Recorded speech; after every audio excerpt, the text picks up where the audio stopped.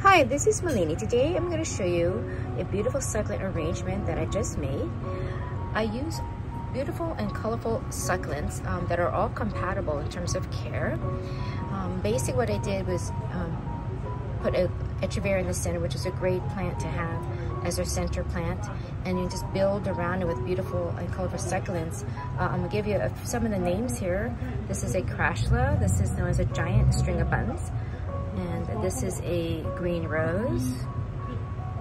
This is also known as a wandering Jew or purple heart. This one is a kiwi, Aeonium Kiwi. This is also known as a tiger jaws. And I'll put the names of these different succulents in the description below.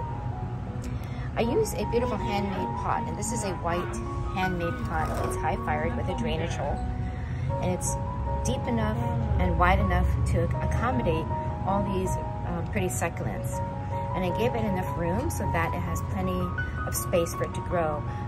This would last in this container about 1 to 2 years.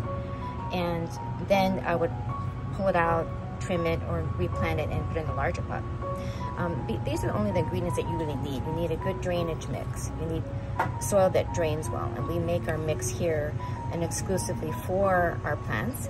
And I'll put the ingredients of our cactus mix or succulent mix in the description below. And then I finish it off with white coral top dressing. And that is a decorative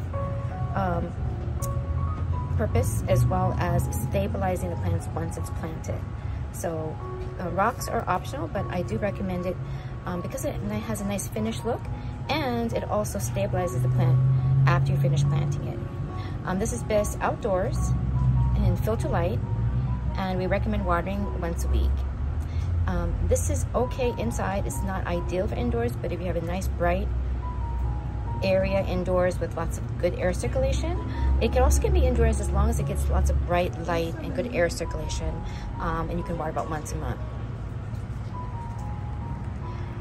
Thank you for watching.